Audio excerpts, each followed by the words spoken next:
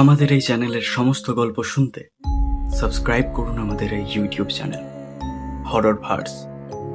আজ আপনারা শুনবেন ত্রিদীপ সরকারের কলমে নিষিদ্ধ জঙ্গল। গল্প পাঠে পার্থ, গল্পের সূত্রধার টিম হরর ভার্স। বিভিন্ন চরিত্রে রানা, পার্থ ও মৌসুমী।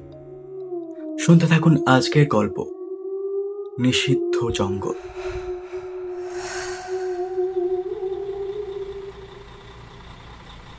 রাত তখন প্রায় 8টা। বাস থেকে নামতে প্রথম যে জিনিসটা অরিন্দমের চোখে পড়ল, পুরো গ্রামটা যেন একেবারে নিস্তব্ধ। মফস্বলের গ্রাম হলে কি হয়, সন্ধ্যা নামলে চায়ের দোকানে আড্ডা, হারিকেন হাতে লোকজন, রাস্তার পাশে গরু ছাগল নিয়ে যাওয়া, এসব তো থাকারই কথা। কিন্তু পাহাড়পুরের যেন সময় আটকে গেছে। অরিন্দম কলকাতার ছেলে, ইতিহাস নিয়ে পড়াশুনো করে। কলেজের প্রজেক্টের জন্য তাকে এই অঞ্চলের লোককথা সংগ্রহ করতে হয়েছে। গ্রামের নাম শুনে ওর কৌতূহল হয়েছিল, পাহাড়পুর। বন্ধুরা বলেছিল এই গ্রামে একটা পুরনো জঙ্গল আছে, যেখানে মানুষ ঢুকলে আর ফেরে না। সঙ্গে আছে আরও দুজন, অভিজিৎ, অরিন্দমের ঘনিষ্ঠ বন্ধু, একটু হাসি খুশি স্বভাবে। মেঘলা, ওদের সহপাঠী, সাহসী মেয়ে, কিন্তু লোককথায় বিশ্বাস নেই। বাস থেকে নামতেই তারা যেটা দেখল, স্ট্যান্ডে শুধু একটা চায়ের দোকান খোলা। দোকানদার যেন অচেনা অতিথি দেখে অস্বস্তিই পেল একটু। অরিন্দম গিয়ে জিজ্ঞাসা করল, কাকু, এখানকার নিষিদ্ধ জঙ্গলের নাম কি? আপনারা কারা? এই জঙ্গলের কথা এখানে মুখে আনা যায় না। ওসব গল্প বুঝি, আমরা তো যাচ্ছি ঘুরতে। চাওয়ালা কাপে চা ঢালতে ঢালতে থেমে গেল, ফিসফিস করে বলল, ওখানে যদি রাত নামার পর যান আর ফিরতে পারবেন না। ওহো, আবার শুরু করলো হরর ফিল্মের ডায়লগ। তখনই দোকানের পাশে বসে থাকা এক বৃদ্ধ উঠে দাঁড়ালো। চোখ কোটরে ঢুকে গেছে, কণ্ঠ কাঁপছে। আমি নিজের চোখে দেখেছি, আমার ভাই ওই জঙ্গলে ঢুকে আর ফেরেনি। শুধু রাতে আমাদের বাড়ির পাশে দাঁড়িয়ে থাকতো। দাদা দরজা খোলো, আমি ফিরেছি। কিন্তু যখন দরজা খোলা হতো তখন বাইরে কেউ থাকতো না। অরিন্দম থমকে গেল। তার মনে হলো এবার হয়তো এমন এক অভিজ্ঞতার মুখোমুখি হতে যাচ্ছে যা শুধু বইতে লেখা যায় না। চায়ের দোকান থেকে বেরিয়ে তিনজনই হাঁটতে হাঁটতে গ্রাম পার হচ্ছিল। চারদিকে এতটাই নিস্তব্ধ যে নিজেদের পায়ের শব্দ ছাড়া আর কিচ্ছু শোনা যাচ্ছিল না। অভিজিৎ একটু হেসে বলল, হে হে, বলছি আমাদেরকে কি একটু ভয় ধরাতে চাইছে ওরা? ভূত টুত বলতে তো কিছুই নেই রে। আমি একমত, তবে এ কথা ঠিক, গ্রামটার পরিবেশটা একটু অস্বাভাবিক, খুব চুপচাপ। অরিন্দম ওদের কথা শুনলেও নিজের মধ্যে অদ্ভুত একটা চাপ অনুভব করছিল। লোককথা জড়ো করার উদ্দেশ্যে এসেছিল বটে, কিন্তু এখন মনে হচ্ছে ওরা হয়তো সত্যিই এমন কিছুতে জড়িয়ে পড়তে যাচ্ছে যা বোঝা যাবে না। রাস্তার ধারে বসেছিলেন এক বৃদ্ধা, মাথায় সাদা ওড়না, চোখ দুটো যেন অনেক দূরে তাকিয়ে আছে। অরিন্দম এগিয়ে গিয়ে জিজ্ঞাসা করল, ঠাকুমা, এই জঙ্গলে গেলে নাকি মানুষ ফেরে না, এটা কি সত্যি? ওই জঙ্গলে রাত মানে মৃত্যু। তোমরা বাচ্চা মানুষ, ফিরতে টিকিট কেটে রাখো। ঠাকুমা, এসব গল্পে ভয় দেখালে হবে না, আমরা তো গবেষণা করতে এসেছি। জঙ্গল ডাক দিলে কারোর ফেরার রাস্তা থাকে না। ওই মুহূর্তে হাওয়ার ঝাপটা বয়ে গেল, গাছের ডালগুলো কাঁপল। বুকের ভেতর চাপা একটা ভয় জমে উঠল, যেন কেউ স্বীকার করল না। অবশেষে তারা পৌঁছলো এক বিশাল বটগাছের তলায়। সরু মাটির রাস্তা ঢুকে গেছে ঘন জঙ্গলের দিকে। দেখ, এরকম জায়গায় যদি আমরা ভয় পাই তাহলে কিন্তু আমাদের কাজটাই বৃথা হবে। চল, ক্যামেরা চালু কর। অরিন্দম ব্যাগ থেকে ক্যামেরা বের করলো। লাল আলো জ্বলে উঠল। তিনজনেই ধীরে ধীরে ঢুকতে শুরু করলো নিষিদ্ধ জঙ্গলের ভেতর। কিছু দূর এগোতেই অদ্ভুত একটা গন্ধ নাকে এলো। পচা মাংস আর স্যাঁতস্যাঁতে মাটির মিশ্রণ। চারদিক অন্ধকার, শুধু টর্চের আলোয় ঝোপঝাড় দেখা যাচ্ছে। অভিজিৎ নিচু গলায় বলল, কারোর শব্দ পাচ্ছিস হাঁটার?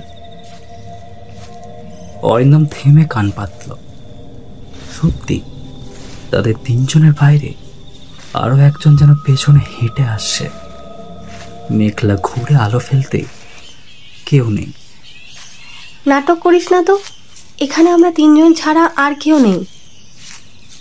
কিন্তু ওরা সবাই জানতো শব্দটা কানে ভুল শোনার মতো নয়। কিছু দূর যেতে হঠাৎ কানে এলো একটা নারী কণ্ঠ, একেবারে স্পষ্ট।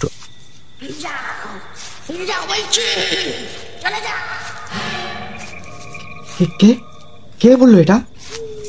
আরে, আমার মনে হচ্ছে কেউ লুকিয়ে মজা করছে। কিন্তু মেঘলা দাঁড়িয়ে গেল। ওর মুখে আর হাসি নেই, ঠোঁট শুকিয়ে গেছে।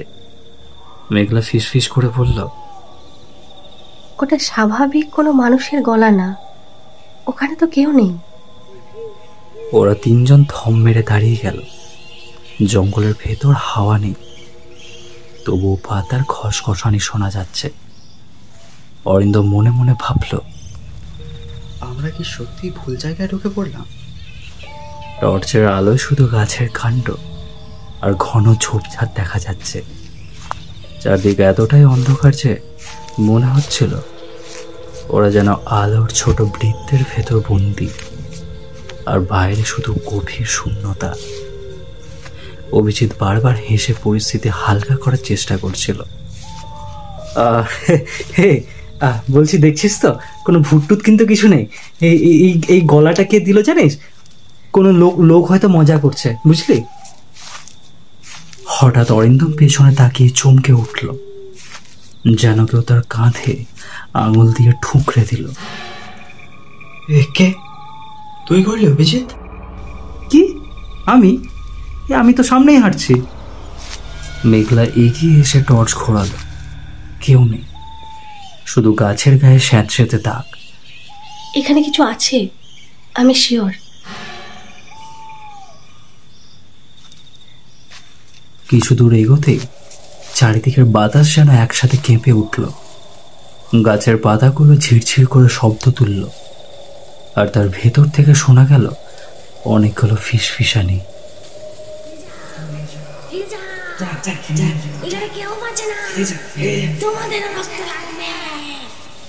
অভিজিৎ কান চেপে ধরল। কে কথা বলছে? কোথায় লুকিয়ে আছিস? অরিন্দমের চোখের ভেতর ভয়ের ছায়া নেমে এল। ও বুঝল এ গলা মানুষের নয়। হঠাৎ তারা খেয়াল করল যে পথ দিয়ে এসেছে সেটা নেই। পেছনে তাকালে দেখা যাচ্ছে শুধু ঘন কাঁটা ঝোপ, কোনো রাস্তা নেই, যেন জঙ্গল তাদের ঘিরে নিয়েছে। অভিজিৎ, অরিন্দম, আমরা মনে হয় জঙ্গলে ফেসে গেছি। অরিন্দম টর্চ নিয়ে এদিক ওদিক আলো ফেলছিল। হঠাৎ আলো গিয়ে পড়ল এক শুকনো গাছের গায়ে। গাছের গায়ে রক্তের মতো দাগে লেখা, আমরা ফিরিনি।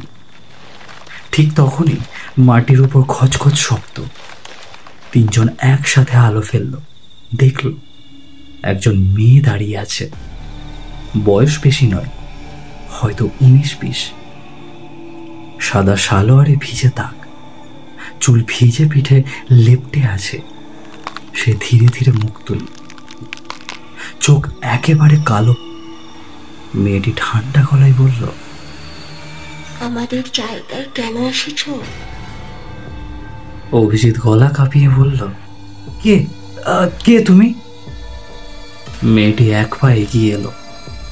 তার ঠোঁট থেকে শুধু একটা কথা বেরোলো, আমরাও মানুষ ছিলাম তোমাদেরই মতোই। টর্চের আলো কাঁপতে লাগলো, আর তখনই হাওয়া এক ঝটকায় সব নিভিয়ে দিল। টর্চের সুইচে বারবার চাপলেও জ্বলে উঠছিল না। চারপাশে শুধু ঘন অন্ধকার। মেঘলার কণ্ঠ কাঁপছিল। আমি অন্ধকারে কিছু দেখতে পাচ্ছি না। অরিন্দম গলার স্বর নিচু করে বলল, চুপ থাকো, শব্দ করো না। কিন্তু ততক্ষণে ভয়ে চিৎকার করে উঠেছে। মুহূর্তের মধ্যে চারপাশে ফিসফিসানিতে ভরে গেল। অন্ধকারের ভেতর থেকে একসাথে অনেকগুলো পায়ের শব্দ। মনে হচ্ছিল অনেকজন মানুষ ওদের ঘিরে দাঁড়িয়ে আছে। তারপর ধীরে ধীরে টর্চ আবার জ্বলে উঠল। আলো ফেলে তারা দেখল চারদিকে দাঁড়িয়ে আছে অস্পষ্ট ছায়ারা, মানুষের মতো আকৃতি, কিন্তু মুখ নেই, শুধু ফাঁকা অন্ধকার।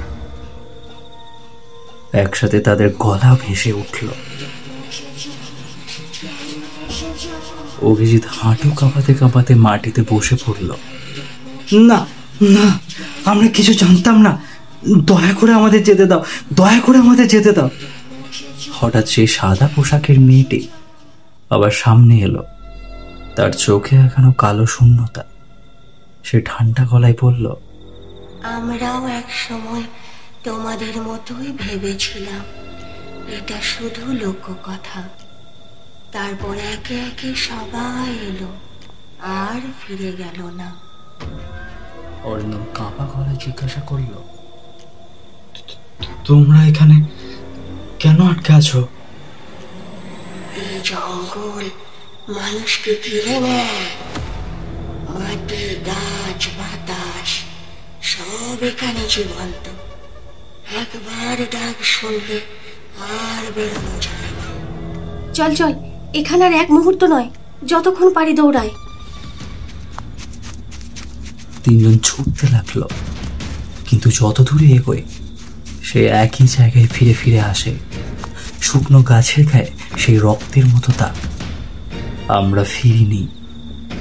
অভিজিৎ হাঁপাতে হাঁপাতে কাঁদছিল। না, এটা সম্ভব না, আমরা গোল গোল ঘুরছি। অরিন্দম হঠাৎ খেয়াল করলো তাদের ছায়া আর নেই। টর্চের আলোয় পায়ের নিচে কোনো ছায়া পড়ছে না। চারপাশে আবার সেই নারী কণ্ঠ ভেসে এলো, কিন্তু এবার একা নয়, শত শত গলার মতো একসাথে। হঠাৎ মাটি কেঁপে উঠল। গাছের শিকড়গুলো যেন সর্পের মতো নড়ে এসে তিনজনকে ঘিরে ধরল। মেঘলা শেষবার চিৎকার করে উঠল, আমাদের আমাদের কোনো দোষ নেই, আমাদের যেতে দাও, দয়া করে আমাদের যেতে দাও। কিন্তু অন্ধকারের ভেতর সেই সাদা পোশাকের মেয়ে ঠান্ডা হাসল।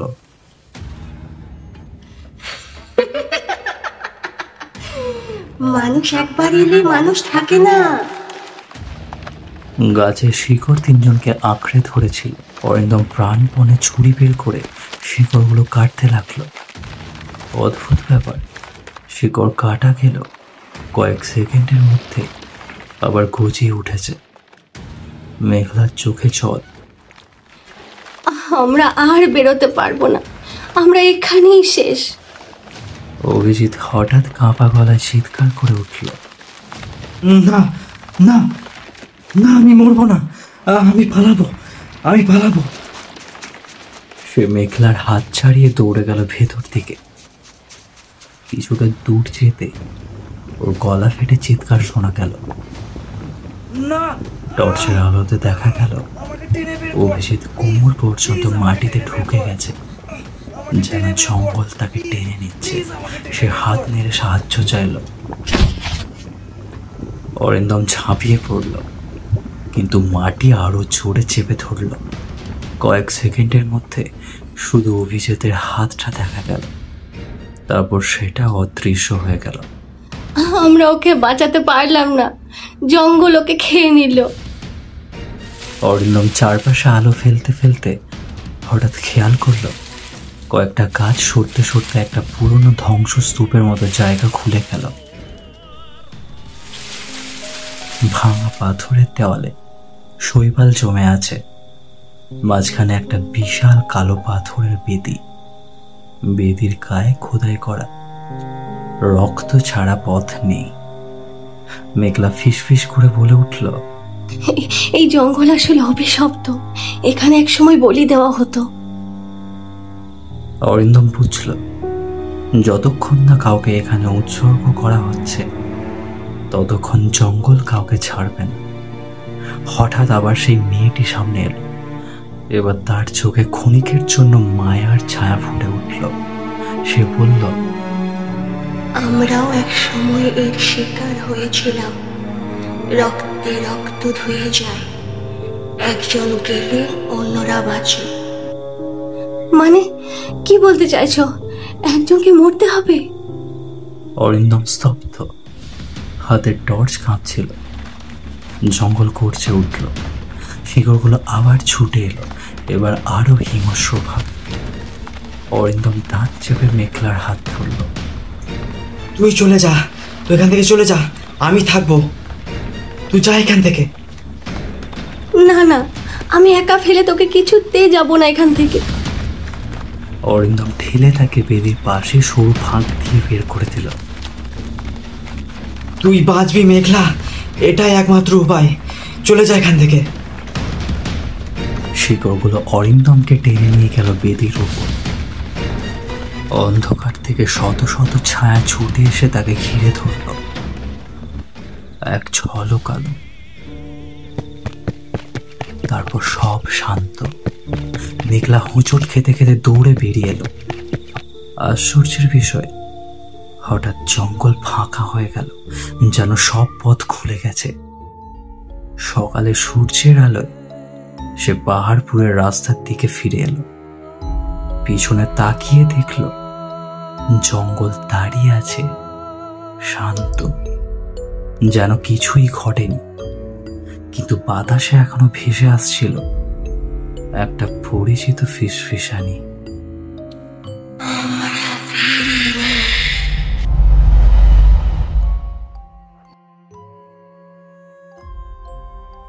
শুনছিলেন আজকের গল্প নিষিদ্ধ জঙ্গল। গল্পটা যদি আপনাদের ভালো লাগে তাহলে একটা লাইক করে বন্ধুদের সঙ্গে শেয়ার করে দেবে। এরকম আরো গল্প শুনতে আমাদের এই চ্যানেলটি সাবস্ক্রাইব করে আমাদের পাশে থাকুন। ধন্যবাদ।